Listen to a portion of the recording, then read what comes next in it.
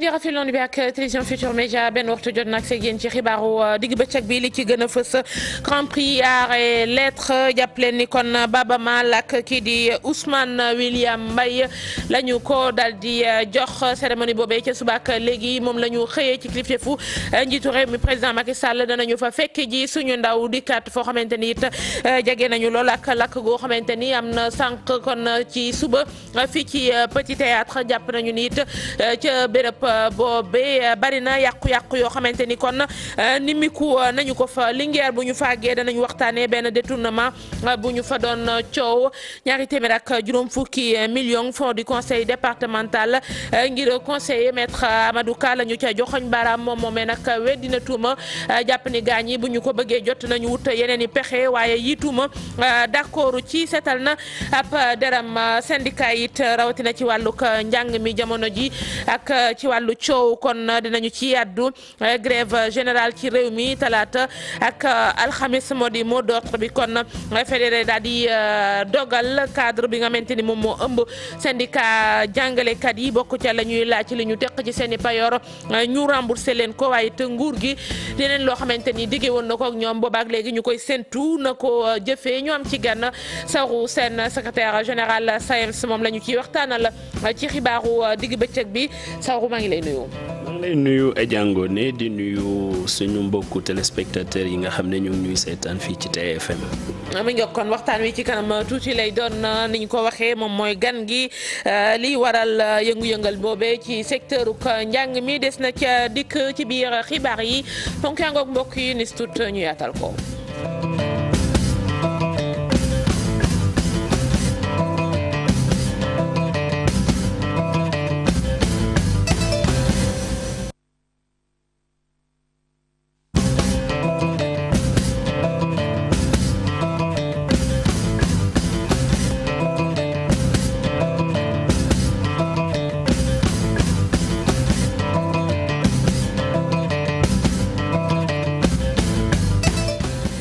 kii dellu nuyu leen rafetlu ànd bi ak télévision Futurs Médias lakk gi ñu leen doon wax sànq fii kon ci Petit Théâtre kon tàkk-tàkk yu am solo ba tax na yàqu-yàqu ya it ca boobee béréb kon bari na lool nañu ci dellusiwaat léegi ak ay image daal di wutali benn cérémonie bi ñu leen doon wax Grand Prix kon Arts et Lettres ci kilifteefu njiitu réew mi la président kon Macky Sall Baaba Maal njiitu dande ñol kon lañu ci daal di tànn waaye it ki nga xamante ne moom moo di Ousmane William Mbaye ca subaak léegi kon niñ ko waxee ña nga ca moomee ndaje Ibou Diouf lañu ci daal di jokkool mu indi ci ay leeral Ibou maa ngi lay nuyu. maa ngi lay fay soxna Ngoné. am na kon ñu ma jot junj ci wàllu tànneef ndaje mi am solo loolu ci ñi yëngu ci wàllu aar. waaw ni nga ko waxee soxna Ngoné noonu la amee donc tey ci suba rek ñu ngi woon fii Grand Théâtre mu doon xew-xew bu mag bu ñu jagleel ñëpp ñuy yëngu ci wàllu cosaan ak aada fii ci suñu réew li waraloon ndaje bi nag ñu doon jox ay distinction rek ay raaya ñi nga xam ne rek ñoo gën a ràññeeku ci atum ren ji mu aju tamit ci arts et lettres loolu la ñu duppee Grand Prix du président de la République pour les arts et lettres njiitu réew mi nag teewoon na fii andi ci ak ki nga xamante ne rek mooy premier ministre Mohamed Boun Abdallah Dionne ak itam ministre de la culture di Abdou Latif Coulibaly ci loolu rek liñ ci mën a jàpp mooy li aju ci wàllu musique prix biñ ci attribué da mooy El Hadji Baaba Maal di njiital Dande la ñool wàllu cinéma moom Ousmane William Mbaye rek la ñu jox prix bi nga xamante ne rek moo aju ci wàllu art li ñu mën a jàpp mooy atum ren ci nag ñaari prix lañ joxe. mooy musique ak cinéma prix encouragement bi moom aju tamit ci wàllu musique Marema Fall lañ ko jagleel mu doon ndaw buy yëngu bu baax a baax ci li nga xamante rek mooy wàllu musique fii ci suñu réew prix littérature moom Rahmatou Seck Sam lañ ko jagleel rek gannaaw œuvre bi nga xamante ne rek ñii di waa président jury te kii di Alioune Badara Diané jagleel ko Ngoné li ñu mën a jàpp nag ci dogal yi nga xam ne rek bàyyeeko na ci kaddu yi njiitu réew mi yëkkati bokk na ci gën a dooleel lii di artiste fii ci suñu réew jox leen seen gëdd maanaam li ñu duppee statut de l'artiste loolu tamit bokk na ci li nga xamante ne rek njiitu réew mi yëkkati na ci ay kaddu ñu taxaw leen bu baax a baax wax na tamit ci lu aju ci mutuelle bi nga xamante ne rek cité na si sax ki nga xam ne rek mooy président Youssou Ndour gannaaw geste bi mu def rek di ko rafetlu di ñaax tamit ñëpp ñi yëngu ci wàllu cosaan aada fii rawatina ñi nga xam ne ñoo nekk secteur bi rek ñoom tamit ñu defee li ni mel su ko defee rek lu aju ci wàllu sécurité sociale ak licence producteur spectacle yooyu tamit yëkkati nañ ko si. njiitu réew mi nag jël na ay matuwaay fàtte na rek dooleel li nga xamante ne rek mooy wàllu culture ak lettre fii ci Sénégal ci loolu nag fas yéene na nag li nga xam ne moo aju ci Grand Prix bi di ñëw ñu yokk maanaam neexal bi daal doublé ko amaatu ren ji 10 millions la mais bëgg nañ bii di ñëw daal ci koy jël ñu mën la jox ñaar fukki millions ci suñu koppar ki nga xam ne mooy am prix encouragement bi mën ko jox 9 millions ñu jàpp ne loolu rek dina bokk ci li nga xam ne dina gën a ñaax artistes yi seen yëngu-yëngu ñu def ko ni mu waree ngoone. leeral yi ci cérémonie bu am solo boobu ñu koy gërëm dellu si ci li ñu leen doon junj sànq lakk gi woon kon fii ci petit théâtre li ko jox nag jamono ji xam naa leeragul du ñàkk yeneen information ci waxtu xamante ni moom la ñuy dëgmal waaye la leer mooy yàqu-yàqu yi ca boobee béréb am na solo Chérif Dia. quartier bi ji Almadies xëyee ak lakk gi nag tàmbale fii ci complexe 5 rawatina partie bi nga xamante ni fii la petit théâtre nekk di bërëb boo xamante ni bërëbu fowukaay la woon saxaar si daal di ëlëm quartier bi mu mel ni rek ña fay liggéeyee ñoom xaw nañ ci am mbetteel ak tiitaange. bon dañu toog ci bureau bi jékki-jékki dégg imprimante bi di saxaar muy am ay étincelle quoi après j'ai appelé l'électricien mu xool yéeg ci kaw gis que ne y a le petit théâtre qui moo doon tàkk quoi. bon après nag ci la ñu daw seet inspecteurs yi jéem a fay mais c'était safara si dafa bëri woon te xam nga comme côté boobu dafa bëri bois ak moquette xam naa moo tax safara si gën a kii ci lañ au sapeur fay jéem a rawale tamit bagage yi ñu mën a rawale quoi. li waral lakk gi buñ sukkandikoo ci ay seede bokk na ci rek ab électricien bu doon def liggéeyam ci noonu lañ tàmbalee dégg ay explosion mu mel ni kon complexe bi lu mu yaatu partie bi nga xamante ne rek mooy partie petit théâtre moom la lakk gi daal di laal.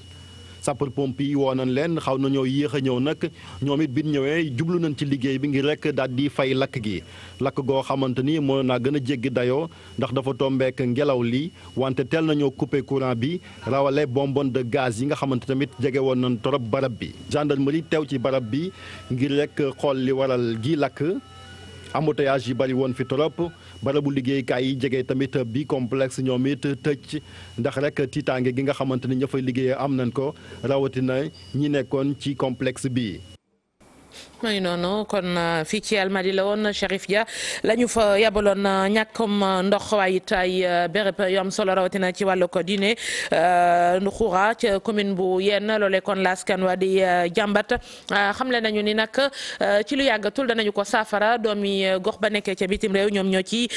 jël ay mesures am na liggéey yu ñu fa tàmbali ci wàllu ko forage waaye it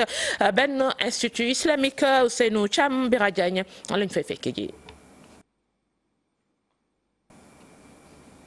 gannaaw ba ñu jànkoonteeg lu jëm ci ñàkkum ndox nag ay at a ngi nii li di askan wa yeewoo ca Nduxura nag daanaka léegi ñu weesu seen jafe-jafe lu ni mel nag association bii di Global Vision nag moom moo fa door ay liggéeyub benn forage ci diwaan boobule. dëkk bi dafa ñàkk ndox dëkk bi y a un problème d'eau quoi vraiment y a un problème d'eau da ngay dem Tubaab Jalaaw nit ñi dañuy rang suba ba ngoon man bi ma ko gisee mu naqari ñu ñu ni mais naka la dëkk yi waaye ay 4 millions 5 millions ten nit ñi di bëgg a dee nii mais ñun bi ñu ko xoolee man jëm négocier ji xool italien bi nga xam ne mooy def percé yi waxal léegi moom négocier mu am ndox mi léegi daf ñuy jariñ waa dëkk bi comme robinet bi ñu def rek robinet public la. gannaaw forage boobu waaw askan wu yéen nag dinañ bénéficier wu tamit ab lii di ab mosquée ak lii di institut islamique. centre bi dañu ñu defar xale yi. luñ jàngal xale yi roots and branches alxuraan ñu dàqal ak alxuraan ci àdduna bi. ñoom ñi le nag nee nañ dinañ wéyal seen action yooyu nag ngir gën a mën a taxawu lii di askan wa yeewoo ca Nduxura ak gox-goxaan yi ko wër ci jafe-jafe yi nga xam ne nii yàgg nañ koo jàngoonteel. ñeneen ñoo xamante ne ci wàllum ndox danañu ci indi ay safara loolee kon ca diwaanug Thiès ak la ko wër remonté sax ba boor yi Louga ak yu ni mel ak li nga xamante ni moom moo di Kër Momar Sarr 3 boobee projet am solo lool kon ci régler yenn jafe-jafe yi yoo xamante ne askan wi doon nañu ko jàmbat démb la ñu doon lancé kon travaux yi ca boobee usine war a traité ndox ma ca diwaanug Thiès la woon Cheikh Anta Diop lañu fay fekki ji.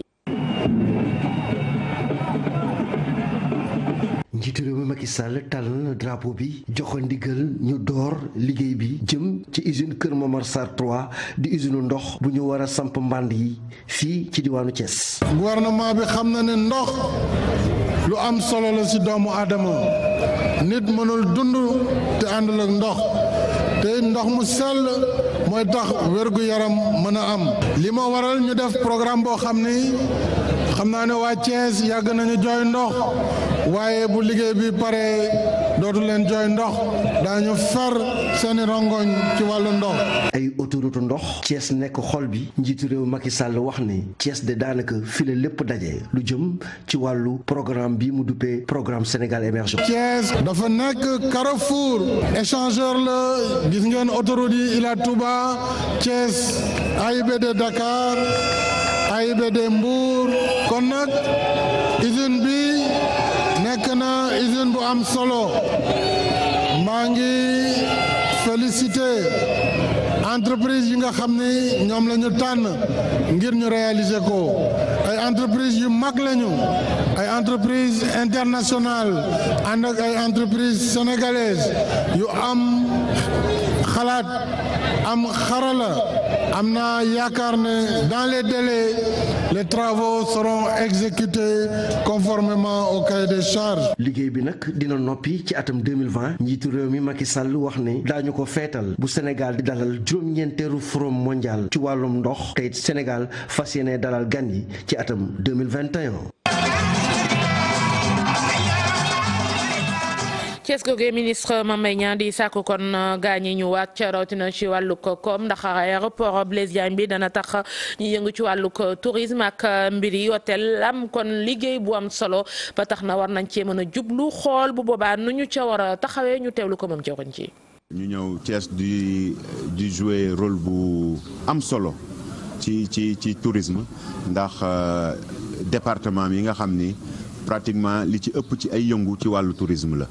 Thiès tamit bokk ci région yi nga xam ni mën nañu wax ni que mooy à travers Mbour tax na ñuy wax secteur tourisme donc ñëw déglu ñi ciy yëngu ñi ciy liggéey ak ñi ciy dund pour xool jafe-jafe yi ñu am moo tax ñu entamé tournée bi ñu ngi ci département wu Thiès ñëw xool hôtel yi nekk Thiès xool ñi ciy yëngu fii nii xool yan waxtaan lañ mën a wax ak ñoom ngir coppite yi ñu nekk di def ngir dooleel tourisme ci Sénégal ak ci région bi ñu méngale ko ak seen xalaat xool nan lañ ko mën a defee mu gaaw. aéroport bi peut-être defe naa bu dee amal njëriñ mais ci waa Thiès lay gën a amal njëriñ parce que ñoom la gën a jege tey jii nii ku ñëw aéroport fomm bëgg a ñibbi wala tukkeetoo wala tolof am fa Thiès nga moo la gën a jege pour ñëw fanaan donc Thiès bu amee réceptif yoo xam ni nit ku nekk mën na faa ñëw. mais defe naa Thiès lay gën a jariñ donc kenn mënta wax ni que Thiès dañ leen cee beddi wala dañ leen cee génn aéroport bi nag opportunité la pour tourisme parce que qualité de service yi muy def yi muy joxe moo gën fuuf qualité de service yi amoon Dakar. ki moom mi ngi seetal daram 250 millions ci wàllu fonds conseil départemental moom la ñu ko jiñ ni daal da ko détourné maître Amadou Ka xam le ni nag loole dara mu ci gars yi ñoo ko bëgg gàkkalub deram defal ko loo xamante ni jiñ ko loo xamante ni kon defu ko ba tax na moom daal na ci indi réunion daal na ci indi kon ay leeral ci réunion bu ñu doon def jagleel ko kon orientation budgétaire ca Linguère la woon Modou Mbaye moo taataan ay kàddoom. budget 2017 bi demoon na ba nekk plus de 507 millions xaalis bi nga xam ne dañ ko voté ci mois de janvier jékki-jékki rek temps yële ay article génn nañu ne président conseil départemental daal dafa luubal 225 millions abattoir daara yi 50 millions hôpital yi 30 millions convention bi doon war a développer département bi nit ki nga xam ne sax ñemewul sax wax ne mal la ñëw mu ne def nga jéye yi di toll noonu loolu vraiment naqari na ma mais yàlla bi nga xam ne dara tawul def na ne man liñ ma jéeñ yëpp dara nekku ci dëgg te justifié naa ko du su doon man rek maa ko justifié woon mun nañ sax am doute mais payeur ci boppam moo indi papier mu ne xaalis boobu benn dërëm dañu si mu ngi foofu kenn dépensé wu ko sax ba tey. ci wàllug wérgu yaram agent yi nga xamante ni ñoom ñoo yor wàllug maintenance matériel bi ci l'hôpital yeeg yooyu ñoom ñoo koy saytu di ko defar lu ca yàqu ñu réparé waat ko ba gaañ ñi mën koo jëfandikoo waat sàmm la ca des ne nañ ci réew mi yëpp matuñu téeméer ak ñaar fukk ak juróom ba tax na tey ji am nañu njàqare rawatina ci seen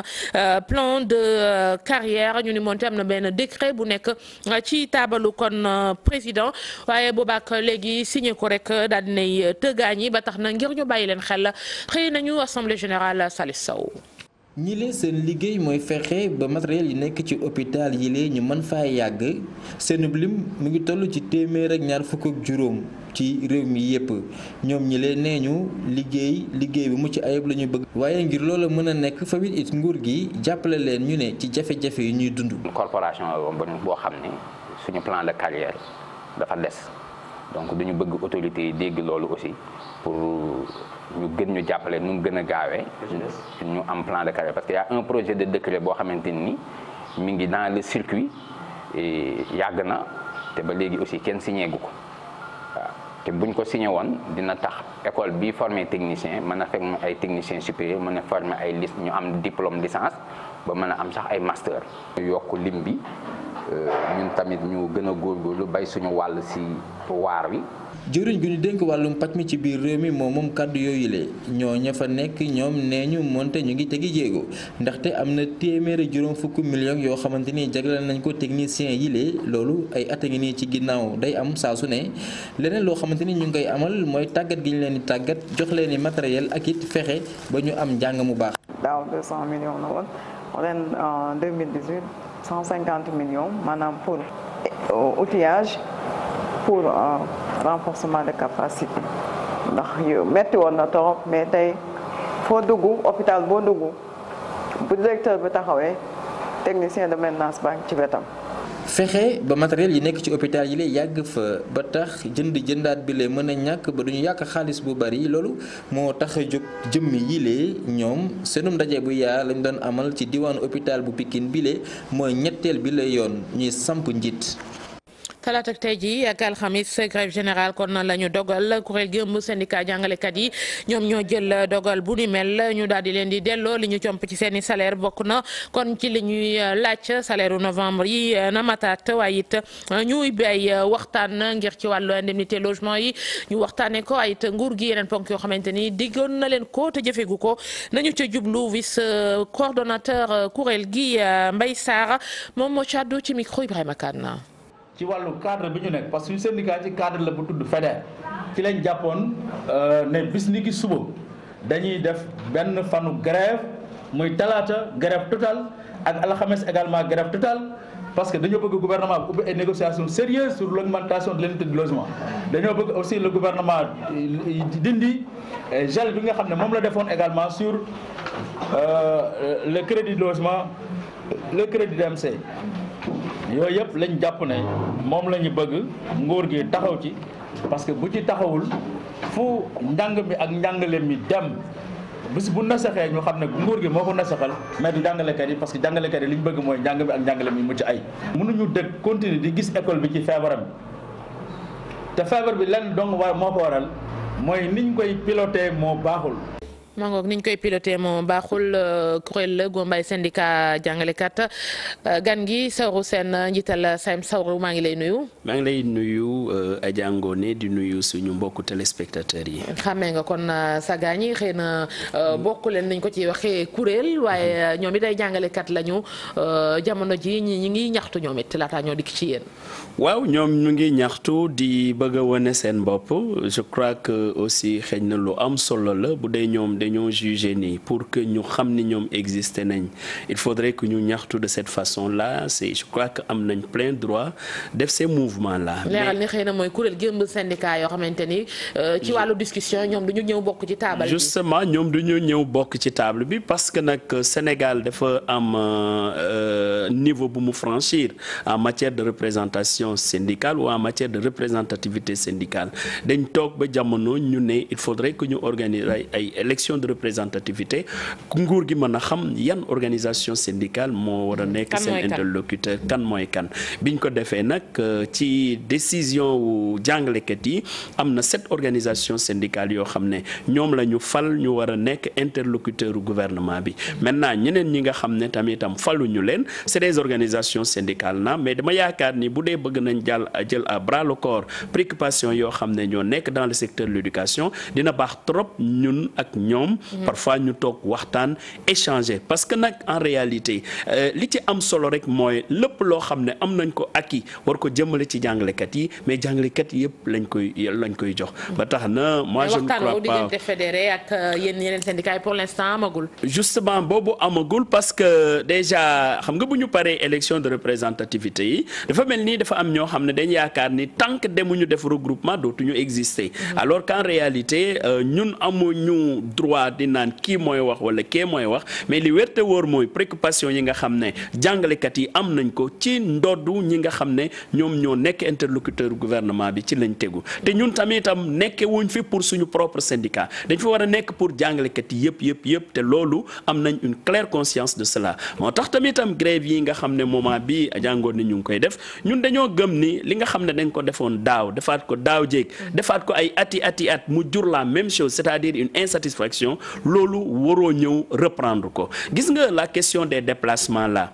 ñu ci fàttali ni yéen préavis jamono ji tegal ngeen ko bien sûr teg nañ préavis di ko artu. voilà xam nga préavis yéeglu la ñu ngi yéeglu ci préavis bi nga xam ne teg nañ ko depuis le 11 décembre te préavis boobu day expirer le 11 janvier bu dee d'ici là gouvernement bi jëlul responsabilité woo organisation yi nga xam ne dañ déposer préavis waxtaan ak ñoom ci loolu mais bien sûr njàng mi dina dem ci ay jaxasoo ci fan yu néew li ma bëggoon préciser d'abord par li xew nii dama ni ñun au niveau de notre organisation syndicale dañu wax ni gis nga déplacement yi quel que soit alpha dañ koy fay parce que bi comp amee ci salaire yi au lieu que ñun ñu jóg wax dañ dem directement syndicat représentatif yi laa bëgg a wax dañ dem directement rencontrer le directeur général du budget ne ko ñun de depuis hier camarades yi dañuy woo di ñu wax ni dafa am lu ñu comp ci seen salaire te kenn comprendre ko directeur du général du budget convoqué le directeur de la solde laaj ko mu ne ko ñun ñoo def erreur bi ñuy manipuler allocation familiale yi loolu moo indi yooyu ñu ne ko mais quelle est la solution mu ne léegi dañuy def émission spéciale mais nag ñoom bu ñu defee émission spéciale boobu mais dañ gis ay jàngalekat yoo xam ne ay 500 francs lañ leen retourné ñi 450 ñi 1000 francs mais nu mu demee parce que directeur bi yor wàllu formation communication ministère de l'éducation nee na xaalis bi ñu ngi koy tàmbale di delloo ba gaañi sax woo nañ ko ci seen bopp ci boppam ni ko jotaat nañu. mais xaalis bi ñu ngi koy delloo mais ci anam yi ñu koy delloo moo am jafe-jafe te ñoom xam nañ ko parce que ki nga xam ne dañ ko dagg 30 000 kii 20 000 kii 25 000 ba 60 ou 80 000 bu dee dañ ko retourner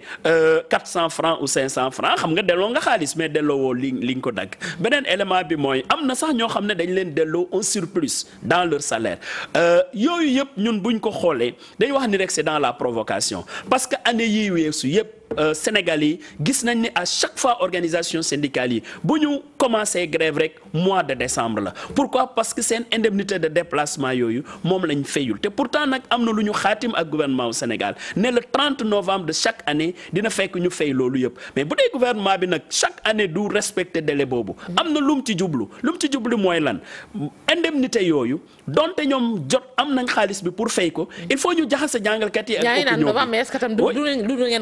non damay ci njeextal at mi budget bi jàpp ni koppar yaa ngi. non en réalité peut-être c'est pas ça xam nga lu ñu bëgg instant yii nii ñu commencé di grève pour ces indemnités là te moom ñu wóor leen ni yore nañ xaalis bu ñu ko fayee bu ñëpp grévé coow li bëri ñu génne xaalis boobu nag dal di ko fay jàngalekat yi ne donc na lépp jeex. parce que jóg ngeen wax ñun jox nañ leen. fekk ni li war a tax jàngalekat yi xeex mooy seen préavis de grève mooy les questions yoo xam ne dafa concerne jàngalekat yi yëpp muy affaire indemnité de logement affaire indemnité d'enseignement affaire indemnité de suggestion parce que nag bu ñu waxantee dëgg indemnité de suggestion bi mais Adja Ngoné ban service boo mën a dugg Sénégal service boo mën a dugg Sénégal le responsable du service bu ñëwee rek da ngay xam ni kii mooy responsable service bi école rek ngay gis ni boo fa duggee proviseur bu ñëwee censeur ñëw principal ñëw doo xamee sax kii mooy censeur wala principal parce que ils n'ont rien du tout comme en toute responsabilité moo tax ñu dugalaat indemnité boobu qui concerne l'indemnité de suggestion ñu ne jàngalekat yi nañu tey ci situation li ngeen ni diggoon nañ leen ko defuñu ko ñuy xaar concrètement lan lañ leen waxoon ngeen doon xaar ñu lijjanti ko ci 2017 bi ñu leen di dawloo ba heure bi gis nga li ñu wax ak nguuru Sénégal mun naa wax ni c'est depuis 2014 gis nga depuis 2014 boo xoolee régime indemnitaire bi buñ ci waxee nguuru Macky Sall ñoom ñoo ñu wax ni ñoom ci seen bopp xam nañ ne régime indemnitaire bi normalul mais nag kenn du tëb changer ko te defuñu étude bi ci lañ jël benn cabinet d'audit MGP Afrique mu def étude bi wane effectivement que ni ñuy lalee nu ñu tabaxee peyooru Sénégal normalul ñu ne leen comme gis nañ ko partagé nañ rapport bi ñu jox ko njiitu réew mi mu war ci joxe ay dogal boobu ba léegi depuis 2015 kenn waxu ci beneen élément yooyu régime indemnitaire bi la yeneen élément bi mooy boo jëlee tey les passerelles professionnelles donte daaw ñoom góorgóorlu nañ ba changer décret bi mais décret bi quelle que soit la pertinence du décret bu amul décret d'application jëmul fenn décret bi nga xam ne moo intégré les sortants de l'université Gaston Berger quelle que soit pertinence su décret bi bu amul décret d'application demul fenn boo jëlee tey li nga xam ne mooy DMC bi mais dans chaque vote de budget da ngay xool dans la nomenclature budgétaire di nga gis rubrique u DMC mais xaalis bi jamais ñi nga xam ne ñoo amee seen convention avec le DMC ñu jot xaalis. mais pour l'instant bi préavis bi tegoo ci table bi contacté nañ leen lan la ñu leen waxagul luñ tegagul seen loxo wala. Adja Ngoné bu ñu tegee ba léegi suñu feuille ci table gouvernement bi won leen lii mooy suñu préavis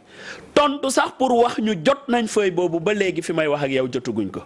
ça veut dire quoi ça veut dire que gouvernement bi am na yeneen préoccupation yoo xam ne du préoccupation njàng mi kon nag comme ñun ñoo nekk secteur de l'éducation gouvernement bi am préoccupation ou pas ñun bu ñu xëyee bu ñu gontoo njàng mi moo ñu soxal ci la ñuy dox te suñu date d'expiration bu jotee mais naturellement bu kenn ñëw nee ñu may leen ñun lii wala may lañ lu laa parce que nag li wérte wóor mooy ñun dañoo sonn di sauver ay années scolaires il est temps que ñu sauver école Sénégal. mais ñoom li ñu wax mooy xëy na ñu ngi def ay efforts au fur et à mesure xëy na pas rythme bi ngeen ko bëggee mais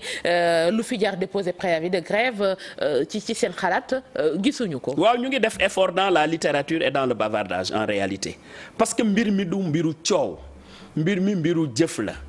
gis nga bu dee rek ay rencontre wax yàggoon nañ di ko def ba daaw dañoo passé toute l'année scolaire di rencontrer ministre de l'éducation gouvernement au Sénégal nag benn yoon lañ ko rencontrer daaw malgré le fait que ñoom xam nañ ni suñu problème ñu ngi tege sur la table ma rappeler aussi daaw opinion bi lañ doon bëgg a jël à témoin kenn dégguñu ñu grève daaw mais parce que comme nit ñi dañ ñu ñaanoon rawatina ay kilifa diine ñu ne leen kon nañu teey ren bu kenn dégg coow benn ci njàng bi mais n'empêche pourtant préoccupation yooyu nga xam ne dañ ko teg sur la table teguñu ko pour jàngalekat yi mais dañ ko teg pour le système éducatif sénégalais boobu ba léegi gouvernement au Sénégal defu ci dara bu dee nag ñoom dañoo yaakaar ni comme ni ñu koy faral di waxee mbir mi moom il faut faire dans le dilatoire et le temps est le meilleur des juges jàngalekat yi finalement dañuy sonn te loolu lañ bëgg a utiliser nii parce que Adja Ngoné mënuma comprendre non seulement nga bëgg système bu dal délai yi nga xam ne par rapport au déplacement parce qu'il faut le rappeler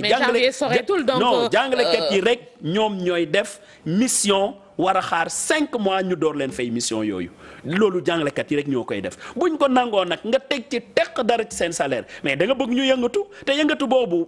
séntu woo ci lenn lu dul opinion di wax wuy jàngalekat yi jógaat nañu dañ leen doon wut ci tënk te jot nañu leen mais bien mais non jotuñu parce que malgré tout ça syndicats yi nga xam ne ñoo nekk les syndicats représentatifs ñu ngi teg ak tey xëy na ñeneen ñi ñoo yaakaar ni il faut ñu yëglu moo tax ñuy annoncer ay grève générale loolu c'est de leur responsabilité mais syndicats yi nga xam ne tey ñoo amee responsabilité njàng mi ñu ngi ànd teg ak tey et le moment venu bu xeex jotee ñëpp dinañ xam ni ñii ñoo yore système éducatif en termes de représentation en attendant syndicale. journée de l'enseignant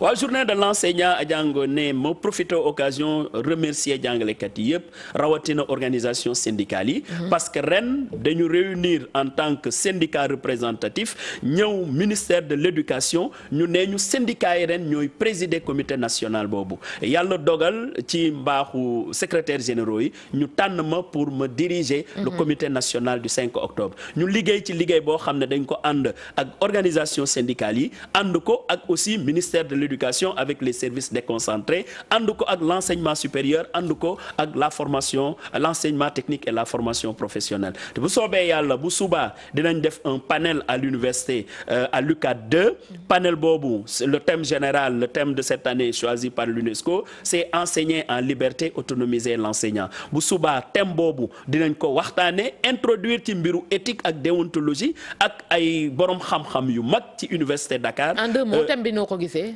Thème bi am na solo parce que enseignants en toute liberté. Non, mais justement parce qu'on n'enseigne pas en toute liberté moo tax ñu indi thème boobu parce que autonomiser l'enseignant mooy créer conditions yu permettre enseignant bi bu nekkee classe xelem du nekk ci leneen lu dul jàngale bu baax. te loolu àgguñu ci. voilà te loolu yegguñ ci vraiment. Sërou Sène ñu koy gërëm bu baax secrétaire général SAEMS kon dina ko dalal ci xibaaru digg bëccëg bi Sërou jaajëfal la bu baax ci teewaay bi bàyyi la kon nga xooli ji ceeb bi fi mu toll comme c'est neen nga. mais attention ngomeen nga moi je sais très bien que tey moom dama ndekki bu normal. non ñun dañoo woor turu yàlla la ñuy dundee. merci Adja Ngone. Sërou Sène ñu koy gërëm bu baax a baax daal di wax ci wàllu foire bi ak ña fay jaay kon parfum yi ñaar fukk ak juróom-benneelu édition bi jamono ji nag ña nga toog bari na ay qualité yu ñu exposé ci stand yi waaye